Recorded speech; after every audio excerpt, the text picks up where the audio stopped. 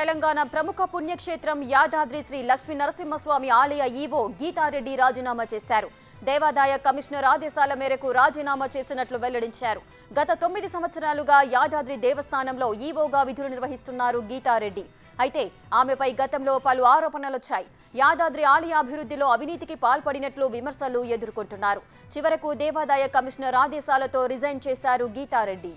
రెటిక తెలంగాణ ప్రముఖ పుణ్యక్షేత్రం యాదాద్రి శ్రీ లక్ష్మీ నరసింహస్వామి ఆలయ ఈవో గీతారెడ్డి రాజీనామా చేశారు. మరిన్ని డీటెయిల్స్ మా ప్రతినిధి పుల్లారావు అందిస్తారు.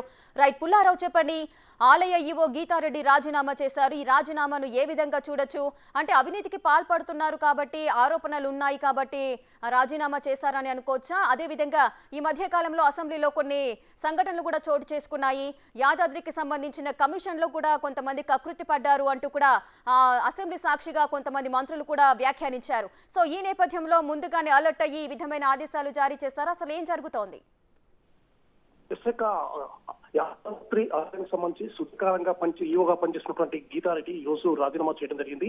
దాదాపు 9 సంవత్సరాల పాటు యాదాద్రి లక్ష్మీనరసింహస్వామి ఆలయ ఈవోగా ఆమె బాధ్యత చెప్పడం జరిగింది. కాకపోతే మొదటి నుండి కూడా గీతారెడ్డి మీద మాత్రం అనేక రకమైనటువంటి విమర్శలు వచ్చిన నేపథ్యం అయితే ఉండడం జరిగింది.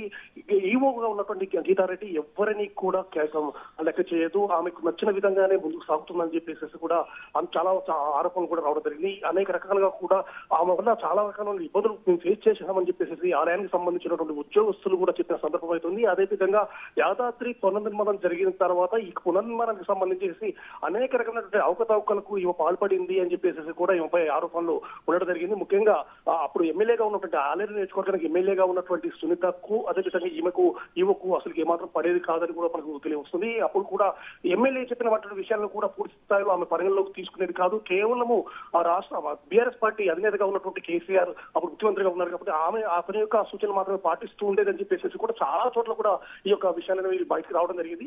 అప్పటి నుండి కూడా దాదాపు 9 సంవత్సరాల కాల పాటు ఈమెగా కొనసాగుతున్న కాలంలో అనేక అక్రమాలు వెలుగు చూపాయని చెప్పి కూడా మనకు తెలియవస్తుంది. ముఖ్యంగా అనేక రకమైన టెండర్ల విషయాల్లో కూడా అవకతవకలకు పాల్పడింది. అదేవిధంగా ఇప్పుడు గుట్టపైకి వెళ్లేటప్పుడు వాహనాల విషయంలో 500 రూపాయలు ఛార్జ్ అనే విషయాన్ని కూడా ఈమె పెట్టిందని చెప్పేసి కూడా చాలా మంది విమర్శలు చేసిన సందర్భం అవుతుంది. మొదటి నుండి కూడా గీతారెడ్డి మాత్రం పూర్తి స్థాయిలో విమర్శలకు సాధించే విధంగానే ఆమె యొక్క ప్రవర్తన ఉందని చెప్పేసి కూడా మనకు తెలుస్తుంది. అయితే 2 సంవత్సరాల క్రితమే గీతారెడ్డికి సంబంధించి పదవి కాలం అనేది ముగియడం జరిగింది. అయినప్పటికీ కూడా సేమ్ ఆమెను మాత్రం కంటిన్యూగా ముఖ్యమంత్రిగా ఉన్నప్పటికీ కేసీఆర్ కంటిన్యూగా 2 సంవత్సరాలు కూడా ఆమెను కంటిన్యూ చేయడం జరిగింది. అయితే ఇప్పుడు దీనికి సంబంధించి కొత్తగా కొలువుదీరినటువంటి కాంగ్రెస్ ప్రభుత్వము యాదాద్రికి సంబంధించేసి అనేక రకమైనటువంటి అక్రమాలు వెలుగు చూశాయని చెప్పేసి గతంలో నుంచి వచ్చినటువంటి ప్రజల నుంచి వచ్చినటువంటి అభిప్రాయాలను పరిగణలోకి తీసుకొని ఈ రోజు దీనికి సంబంధించి యాదాద్రికి సంబంధించేసి పూర్తి స్థాయి విచారణ జరిపించాలని చెప్పేసి కూడా ఆ కమిషనర్ ఆదేశాలు జారీ చేయాలి. ఎప్పుడైతే కమిషనర్ దీనికి సంబంధించేసి రైట్ పుల్లారావు, అయితే దేవాదాయ కమిషనర్ ఆదేశాలతోనే రిజైన్ చేసినట్లుగా తెలుస్తోంది గీతారెడ్డి. మరి 9 సంవత్సరాలుగా కూడా ఆమె ఇటువంటి ఆరోపణలు ఎదుర్కొంటున్నారు, అవినీతికి సంబంధించిన ఆరోపణలు ఎదుర్కొంటున్నారు. సో అన్ని సంవత్సరాల కాలంలో ఆ దేవాదాయ శాఖ కమిషనర్ ఎవరైతే ఉన్నారో ఆయన ఆదేశాలు ఎందుకు ఇవ్వలేదు రిజైన్ చేయమని? ఇప్పుడు కొత్త ప్రభుత్వం వచ్చిన తర్వాత ఇప్పుడు ఎందుకు రిజైన్ చేసినట్టు? దీని వెనక ఉన్న అదృష్ట శక్తులు ఎవరై ఉండే అవకాశం ఉంది?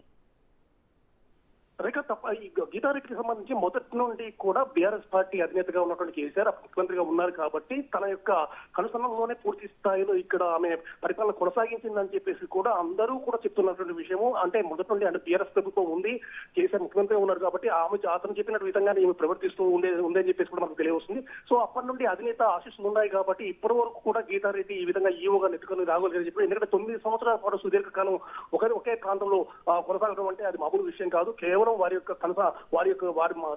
అదుపులో ఉంది కాబట్టి వారు చెప్పినట్టు ఏమి చేస్తుంది కాబట్టి ఈ విధంగా ఉందని చెప్పేసి కూడా చాలా మంది కూడా చెప్తున్నటువంటి విషయాలే. ఇప్పుడు ప్రభుత్వం మారింది కాబట్టి కాంగ్రెస్ పాలన వచ్చింది కాబట్టి, అంటే గతంలో ఈ యాదాద్రికి సంబంధించి యాదాద్రి పునర్నిర్మాణం కోసం అని చెప్పేసి కొన్ని వేల కోట్ల రూపాయలు ఖర్చించినటువంటి ప్రభుత్వం దానికి సంబంధించి అనేక అవకతవకలు జరిగాయని చెప్పేసి మొదటి నుండి యాదాద్రిలో ఉన్నటువంటి వ్యక్తులు, అదేవిధంగా యాదాద్రి ఆలయానికి సందర్శనకు వచ్చిన భక్తులు కూడా ఆరోపించిన సందర్భాలు అయితే ఉండడం జరిగింది. దీనిపై అనేక రకమైన ధర్నాలు జరిగాయి. కాకపోతే గీతారెడ్డి మాత్రం ఈ విషయాన్ని మాత్రం ఎవరు చెప్పిన విషయాన్ని కూడా పరిగణలో తీసుకు భక్తులు కూడా తమ సంబంధించిన సౌకర్యాలు పూర్తి స్థాయిలో లేవని చెప్పి భక్తులు అడుగుతామని వచ్చినా కూడా భక్తుల మాటలు కూడా ఆమె ససేముగా పట్టించుకునేది కాదు.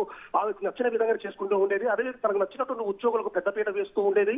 మిగతా ఉద్యోగులందరినీ కూడా చాలా తక్కువ చేసి చూసేదని చెప్పేసి కూడా ఆలయానికి సంబంధించినటువంటి ఉద్యోగులు చాలా సార్లు కూడా బయటకు వచ్చి ధర్నాలు చేసిన సందర్భమైంది. సో ఇవన్నీ కూడా అంటే అధినేత అదుపులో ఉంది కాబట్టి, అంటే అధినేత ఇష్టానుసారం నడుచుకుంది కాబట్టి ఇప్పటి వరకు కూడా గీతారెడ్డి గీతారెడ్డి అక్కడి నుంచి వెళ్ళిపోలేదు. ఇప్పుడు 9 సంవత్సరాలు ఇప్పుడు ప్రభుత్వం మారింది కాబట్టి, ప్రభుత్వం మారిన తర్వాత ఈ యాదాద్రికి సంబంధించిన అవధులు ఖచ్చితంగా వెలుగు తీయాలని చెప్పి ప్రభుత్వం భావించింది. దానిలో భాగంగా దేవాదాయ కమిషనర్ ఆదేశాలు జారీ చేయడము, ఈ యాదాద్రి పునర్నిర్మాణం జరిగినప్పుడు అదేవిధంగా అంతకుముందు ఈ యాదాద్రిలో జరిగినటువంటి విషయాలు పూర్తి స్థాయిలో తనకు నివేదిక కావాలని చెప్పి ఎప్పుడైతే ప్రభుత్వం ఆదేశాలు జారీ చేసిందో తన యొక్క తప్పులనేవి బయటపడతారనే ఉద్దేశంతో ఇప్పుడు గీతారెడ్డి ఈ విధంగా రాజీనామా చేసిందని చెప్పేసి కూడా ఇక్కడ వార్త నడుస్తుంది. పుల్లారావు, అదే విధంగా ఇప్పుడు ఈ యాదాద్రి లక్ష్మీ నరసింహస్వామి ఆలయానికి సంబంధించి ఇప్పుడు రిజైన్ చేశారు గీతారెడ్డి. దీనికి సంబంధించి గీతారెడ్డి రాజీనామాను ఆమోదిస్తారా?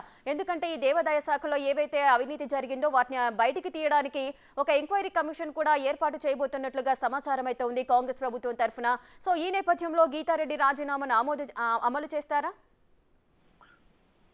తప్పనిసరిగా ఈ విషయం మాత్రం ప్రభుత్వం మాత్రం చాలా సీరియస్ గా తీసుకొని చెప్పవచ్చు. ఎందుకంటే యాదాద్రిలో గత కొంతకాలంగా అనేక రకమైన అవినీతి అనేది విలేతనం చేస్తుందని చెప్పేసి అనేక విషయాలు కూడా బయటకు రావడం జరిగింది. ఇప్పుడు ప్రజెంట్ గా యాదాద్రి పునర్నిర్మాణం జరిగిన తర్వాత కొన్ని వేల కోట్ల రూపాయలతో ఆలయాన్ని పునర్నిర్మించారు కాబట్టి దీనికి సంబంధించి చాలా అడ్డగోలుగా డబ్బులు ప్రజాధనాన్ని వెచ్చించడం జరిగింది, ప్రజాధనాన్ని దుర్వినియోగం చేయడం జరిగింది. అదేవిధంగా టెండర్స్ ప్రక్రియలో కూడా అనేక రకమైనటువంటి లోపభూయిష్టమైన నిర్ణయాలు తీసుకున్నారనే విషయం మాత్రం ప్రభుత్వం అనేది దీనిపై దృష్టి సారించని చెప్పవచ్చు. దీనికి తప్పనిసరిగా దీనికి సంబంధించి దృష్టి సారించింది కాబట్టి గీతారెడ్డిపై చర్యలు తీసుకోవాలన్న ఉద్దేశంతో ఉంది. అయితే కమిషనర్ కు మాత్రం ఆదేశాలు జారీ జరిగింది. జరిగినటువంటి అవినీతి మొత్తాన్ని కూడా, అంటే ఆ కాలంలో జరిగినటువంటి విషయాలు మొత్తం కూడా కూలంకషంగా తమకు నివేదిక రూపంలో సమర్పించాలని చెప్పేసి ప్రభుత్వం చెప్పిందో దానికి అనుగుణంగా గత వారం రోజులుగా ఈ యొక్క ప్రక్రియ కొనసాగుతున్నట్లు కూడా మనకు తెలియవస్తుంది. సో ఈ విధంగా ఉన్నట్లయితే తప్పనిసరిగా తన యొక్క విషయం అనేది బయటకు వస్తుందన్న ఉద్దేశంతో గీతారెడ్డి ఈ రోజు రాజీనామాకు చేసిందని చెప్పి మనకు తెలియవస్తుంది. సో దీనికి సంబంధించేసి కమిషనర్ ప్రభుత్వం కానీ ఈ యొక్క రాజీనామా ఆమోదిస్తుందా లేదా ఆమెను అదే విధంగా కంటిన్యూ చేసి విచారణ కంప్లీట్ అయిపోయిన తర్వాత వేరే విధంగా ఏం తీసుకుంటుందా అని మాత్రం వేచి చూడాలి. పుల్లారావు, అదే విధంగా 3 సంవత్సరాల క్రితమే గీతారెడ్డి రిటైర్మెంట్ అవ్వాల్సి ఉండే అని కూడా మనకు సమాచారం అయితే అందుతోంది. కానీ ఏకపక్షంగా వ్యవహరించి ఇంతకాలం కూడా ఆమెను కొనసాగిస్తూ వచ్చారు. ఇప్పుడు అకస్మాత్తుగా రిజైన్ చేయమని ఆదేశాలు ఇచ్చారు. దీన్ని ఏ విధంగా చూడొచ్చు?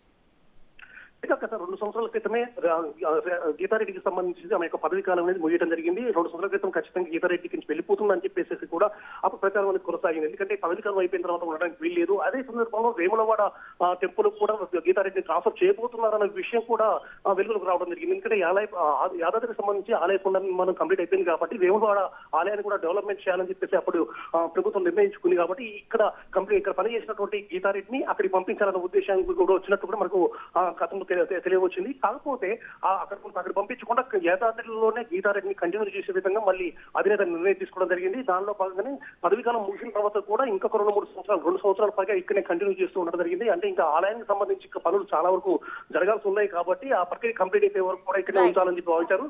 ఆ తర్వాత అక్కడికి పంపిద్దామని చెప్పేసి అనుకున్నప్పటికీ ఇదే సమయంలో గవర్నమెంట్ చేంజ్ కావడము, కాంగ్రెస్ ప్రభుత్వం వెంటనే వచ్చేసి జరిగినటువంటి అక్రమాలపై పూర్తిస్థాయిలో వెలుగు తీయాలని చెప్పి వెలుగులోకి తీసుకురావాలని భావించడంతో గీతారెడ్డి ఇప్పుడు ఈ విధంగా రాజీనామాకు చేసినట్టు మనకు తెలుసు. Right, thank you Pullarao, thanks for the details.